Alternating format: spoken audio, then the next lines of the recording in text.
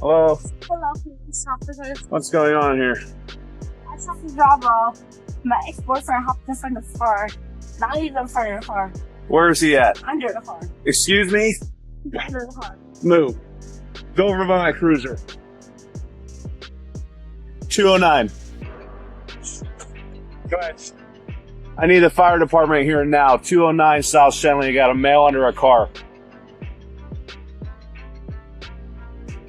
A man was underneath that car, and the woman standing next to it answered the officer calm and steady, like nothing happened. In this car. Get in. I will. You ain't gotta talk to me like that. I will get in. What? You 205, I'll head over there that way too. 30-year-old Nathaniel Watson did not make it through that night. Shanay Jacobs, the woman who spoke those words, spent the next several months trying to explain what had actually happened during those final few minutes before the police arrived. How could someone sound so calm immediately after something like this? And if it truly was an accident, as she claimed, why does the video appear to tell an entirely different story? I don't know what happened with this. Here, Okay. toss this over here out of your way. Okay. So, we were dropping my sister's car off after a night, going out. And me and my sister got into an argument. That's it. So, I started to get in the car and leave. My ex-boyfriend jumped in front of the car. Yeah. And literally made me run him over just so I wouldn't leave. So I stopped. I'm the one who called the police. All right, stop at that point. Before we go any further, please take a moment to like, comment, and subscribe if you find these discussions valuable. It's one of the most read stories right now on WKBN.com. A woman accused of running over a man and killing him in Youngstown. Now, this story reaches back nearly 9 years, long before that morning. There was a history between them that most people never saw. Let's begin with Nathaniel. Everyone who knew Nathaniel described him in much the same way. Easygoing and someone who tried to keep the peace. Based on what later came out about that night, he was trying to stay away from conflict until the very end. He was 30 and from Youngstown. People said that when situations became heated, he was usually the person trying to calm things down before they became worse. He had been with Shanay for years, nearly 9 of them by 2023. Her family had become accustomed to having him around for holidays, family gatherings, and everything in between. Her sister was close to him, and even her nephews knew him well. Shanay was 32, a licensed cosmetologist, and owned her own business, Rosora Beauty in Youngstown. She had built her own client base with people specifically coming to her because of her work. Away from the salon, she was close to her family and active online. She shared a lot of posts, especially about her relationship with Nathaniel. In 2015, Nathaniel reportedly came to Shanay's workplace during his lunch break, apparently carrying a bouquet of roses. That was the day their relationship became official. Years afterward, Shanay reflected on that moment in a Facebook post. Her caption said, "Didn't think he'd pay attention, but he did." March 15th, 2015, we officiated our relationship. 3 years later, I'd say I'm still in love, still growing, and still learning, praying, and letting patience be a virtue. Ultimately, my best friend. Thank you, baby Nathaniel Watson. I appreciate you. She wanted people to see their cruises together, their trips to Jamaica and Honduras, and their family vacations. Nathaniel was there in photo after photo, matching shirts included.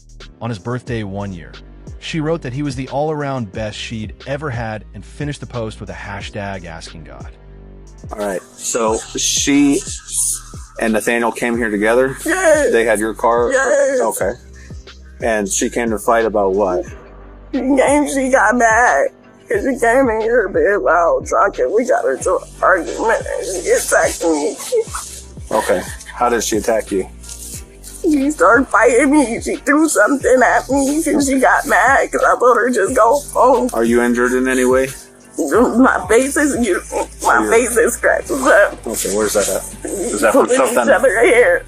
Nathaniel was there as well, and he tried to de-escalate the situation. A child was also in the house that night, and reportedly, Nathaniel was the one looking after the child. At one point, the child called 911 to report that a fight was happening. No! Just come on! Oh, no. Get out of the car. No, look at your nephew. Look at your nephew. Shanay, please, man. Shanay, please. Not long afterward, Nathaniel left the house on foot, walking along the sidewalk toward home. It was not far, only a short distance from Drain's house. Shane followed him outside a short time later. Most of what we know about what happened next comes from a home security camera across the street. The camera did not capture the actual impact, but it recorded enough to show what happened around it. The headlights of Shane's car could be seen pointed straight down the road before suddenly turning sharply toward the sidewalk, directly where Nathaniel had been walking. The car eventually came to a stop in the yard a couple of houses away. When officers arrived, they found Shane there. They asked her where Nathaniel was, and she told them he was underneath the car. But there is more about that moment that you need to hear. Where is he at? Under the car. Excuse me? Under the car. Move. Go over by my cruiser. 209. Go ahead. I need the fire department here now. 209 South Shanley. You got a male under a car. Copy.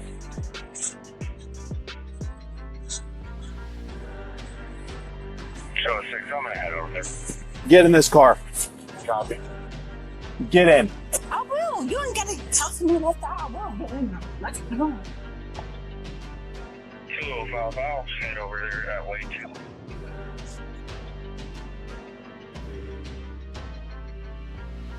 Copy. Either one of you on paper, I need to put you on. Sir, can you hear me? Sir! Show 6, I'm on the phone. Sir, can you hear me? I don't even think, with the four of us, I don't even think we can lift this. He's not answering me at all. They're gonna have to jack that off him.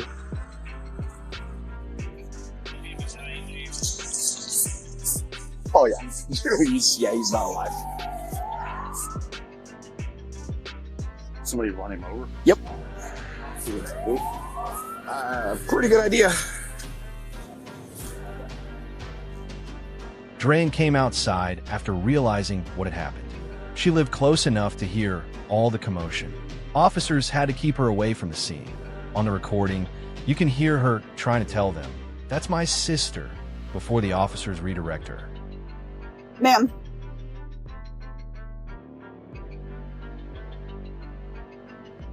I don't know. Ma'am, is that somebody's yard? You can't come down You gotta go back here. She down ran him over. You cannot come down here. This is my car. That is my I sister. understand. Okay. Somebody is Go down under with the car, okay? You gotta go down here. You gotta go down here. Oh my God. You gotta go down here, okay? You gotta cruise your seat. Yes, somebody is under the car. You gotta go down here. Okay? You gotta go down here. Drain came outside after realizing what had happened. She lived close enough to hear all the commotion. Officers had to keep her away from the scene. On the recording, you can hear her trying to tell them, "That's my sister," before the officers redirect her. Yeah. Okay. Are you telling me that he can't, like, is he dead? I don't know what's going. What happened with this? Here, Okay. toss this over here out of your way. Okay. So, we were dropping my sister's car off after a night, going out. And me and my sister got into an argument. That's it. So, I started to get in the car and leave. My ex-boyfriend jumped in front of the car and literally made me run him over just so I wouldn't leave.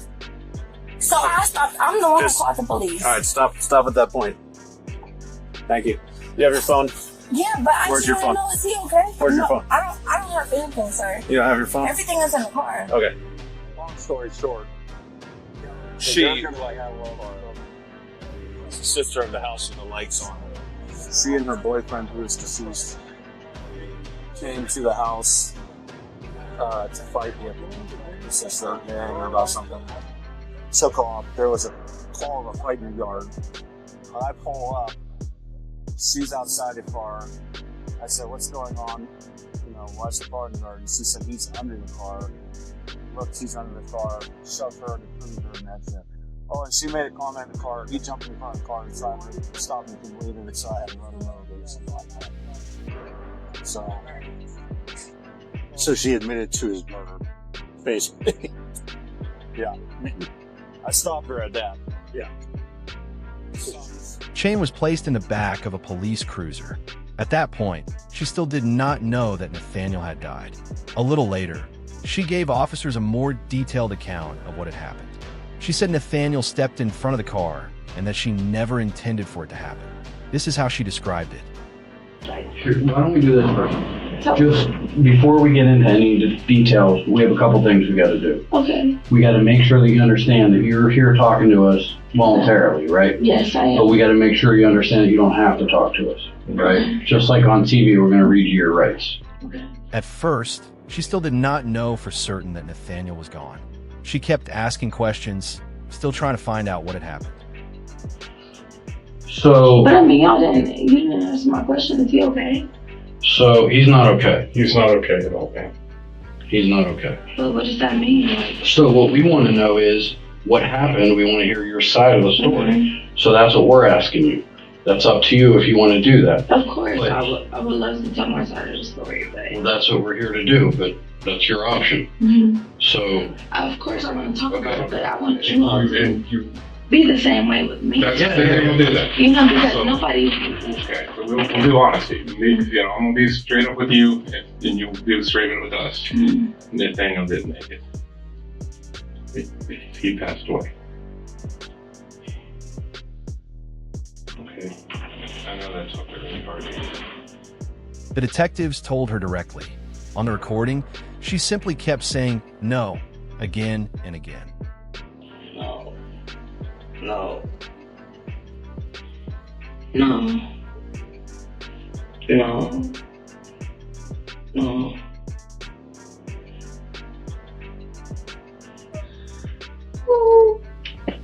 The detectives gave her a moment to process it, then asked her to explain what had happened.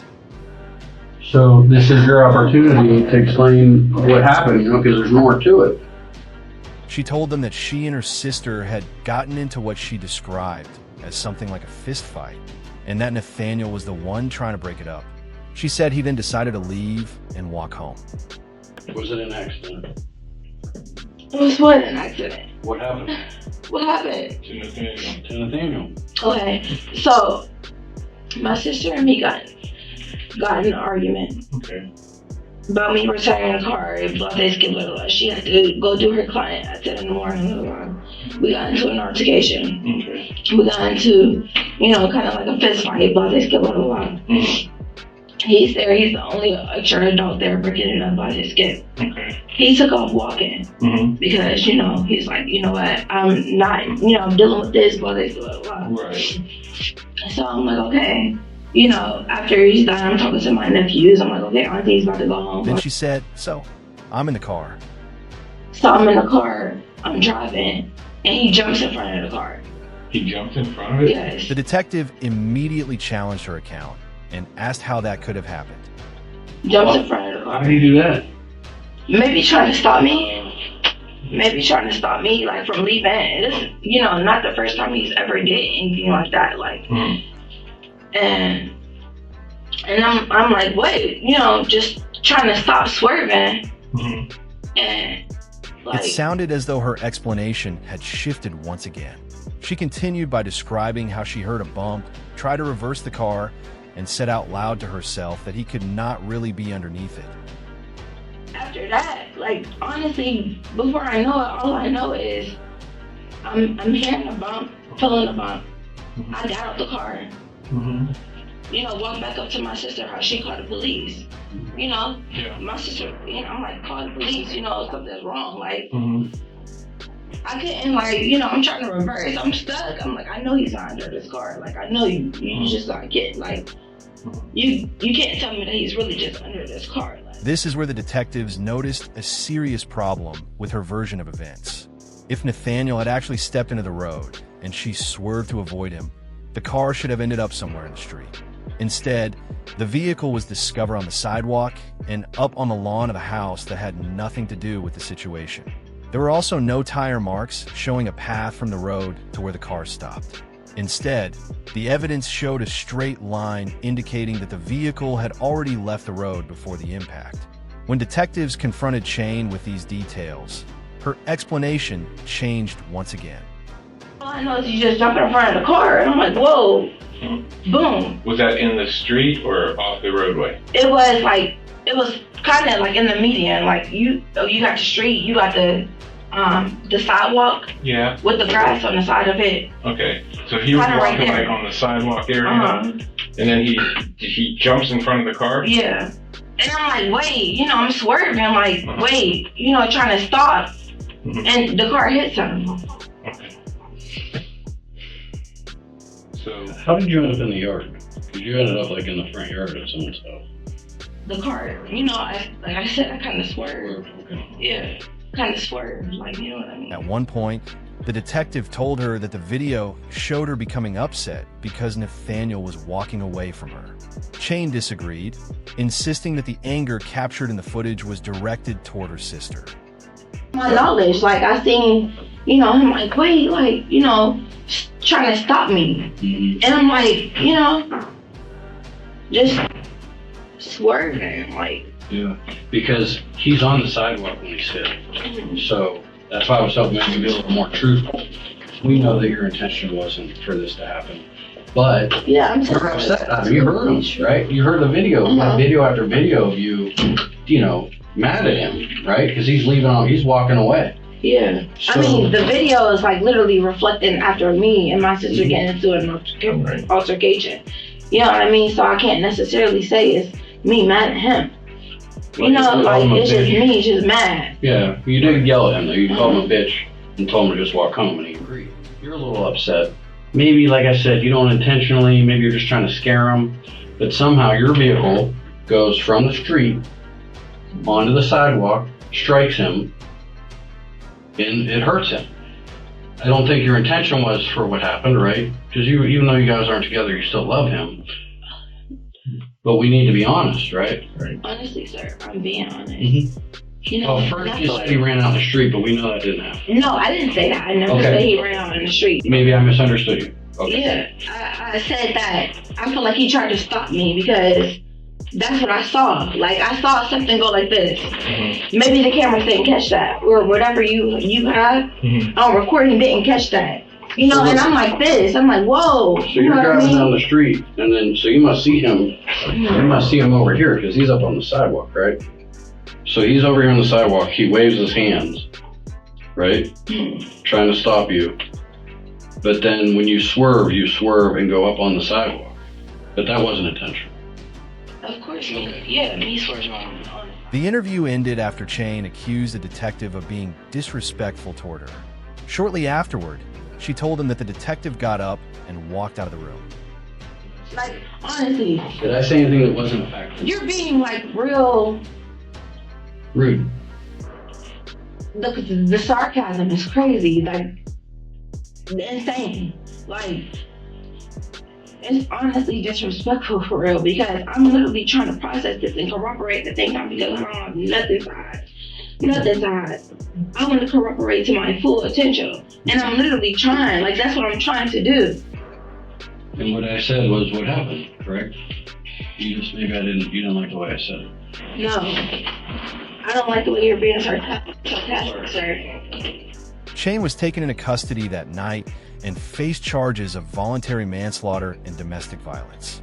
The voluntary manslaughter charge was connected to Nathaniel's death, while the domestic violence charge came from the fight with her sister. Weeks after Shana's arrest, her case went before a Mahoning County grand jury, and the charges against her became much more serious. The grand jury added a murder charge on top of everything she was already facing. The person who presented the case for that upgrade was Detective Sergeant Jerry Fulmer, the lead investigator. He testified that the surveillance footage was what led to the new charge. According to Fulmer, the headlights of Shana's car were initially pointed straight down the road before suddenly turning sharply off the road in Nathaniel's direction. To Fulmer, that movement appeared deliberate, as though the car had been intentionally steered toward him rather than simply swerving to avoid him. That December, A grand jury indicted Chane on several charges: murder, felonious assault, aggravated vehicular homicide, and domestic violence. Her bond was set at $750,000, and she remained in the Mahoning County Jail. For the next several months, the case moved slowly through the legal system. A trial date was scheduled. Then, as the months passed, her defense began building an argument that focused less on what happened on that street and more on everything that had happened before it. It's one of the most read stories right now on WKBN.com. A woman accused of running over a man and killing him in Youngstown. Today, investigators said the direction of headlights on a car led to murder charges being filed. This is video of Shanay Jacobs in Youngstown Municipal Court today for her preliminary hearing. Her case is now headed to a Mahoning County grand jury. She's accused of running over Nathaniel Watson last month along South Shenley Avenue. Video from a nearby home showed Jacobs' headlights first pointing straight and then veering off into a house. Police said that showed the car deliberately went off the road and hit Watson. Jacobs remains in the Mahoning County jail. Her attorney relied heavily on what her sister Drain had already told investigators: that Chane had been carrying years of grief, beginning with Tiara, followed by Drain's partner and his brother, and then Eviana, all within a relatively short period. Instead of seeking help for any of those losses, Chane had increasingly turned to drinking. The argument was simple. She had been drinking heavily that particular night, while also carrying years of unresolved grief. And in that condition, she did something she would not have done while sober. But prosecutors strongly challenged that defense, and they pointed to one specific detail. Just 2.5 hours after Nathaniel's death, Chane had sat down with detectives and provided a clear and detailed account of her argument with her sister. Prosecutors argued that this did not make sense because she was able to remember one part of the night clearly while claiming she could not remember the rest. Another detail repeatedly came up as the case continued. Even though her sister told responding officers that night that she believed Chane had been drinking, nobody gave her a breathalyzer or blood alcohol test. That missing piece of evidence later became an issue again during sentencing. By late July of 2024, nearly 9 months after Nathaniel's death, Chane pleaded guilty to a reduced charge of voluntary manslaughter instead of murder. Under the agreement, the remaining charges, felonious assault, aggravated vehicular assault, and domestic violence, were dropped. The case never went to trial. It moved directly to sentencing. That hearing took place in September of 2024 before Judge John Durkin. A Youngstown woman will spend the next 6 years in prison after she was sentenced for running over her boyfriend. Prosecutors had asked for more time, but Shanay Jacobs expressed deep regret for the death of Nathaniel Watson. Leslie Hopp tells us about the forgiveness offered by Watson's family despite their Prosecutors requested a sentence of 11 to 16.5 years, arguing that Chane had not fully accepted responsibility for what happened. Her defense asked the court for 5 years, pointing to her history of loss, her clean criminal record, and the substance abuse and anger management classes she had voluntarily completed while waiting for trial. Then Nathaniel's mother, Sher Anderson, stood to address the court. Her voice broke several times as she spoke about her son. She told the court that she was depending on her faith to help her get through the pain and that she forgave Chane. It's a good young man, a good baby. I never thought I would have to say bye. It's not bye. I know God is in control. But I miss him. And I want to see the right justice that you see fit, Judge, and I put it in God's hands. Nathaniel's cousin spoke next, describing him as being as close to her as a brother and saying she believed that if Nathaniel had survived, he would have forgiven Chane as well. In her words, "I hold no hatred." Then Chane addressed the court herself. Reading from a written statement, she said, I love Nathaniel more than words can express. It hurts me to the core to know that I have caused you eternal pain from this. Judge Durkin acknowledged the role alcohol likely played that night and stated plainly that Nathaniel did not deserve to die. He also pointed to the missing sobriety test as something that genuinely limited the evidence available for the court to consider. In the end, Judge Durkin sentenced Shanay Jacobs to 6 to 9 years in prison, followed by 2 to 5 years of post-release caught. I am going to impose a minimum term of 6 years. Shanay is currently serving her sentence at a women's correctional facility in Ohio. At some point after sentencing, a post appeared under her name in a Facebook group for prison pen pals. It read in part, "Hello world, my name is Shanay Jacobs. I'm 34 years blessed, no kids, halfway through my time, and open to new connections. I'm a God-fearing woman. I enjoy intellectual conversations and using this time to transition into the wholesome woman God ordained me to be. Positive vibes only the strong survive." The post ended by saying that she was open to making a new connection once she was released. Nathaniel Watson was 30 years old. Those who knew him said he spent his final night trying to keep the peace between his girlfriend and her sister. He was walking home when he was struck. Whether it was truly an accident or something more remains something this case never fully settled. The video presented investigators with one version.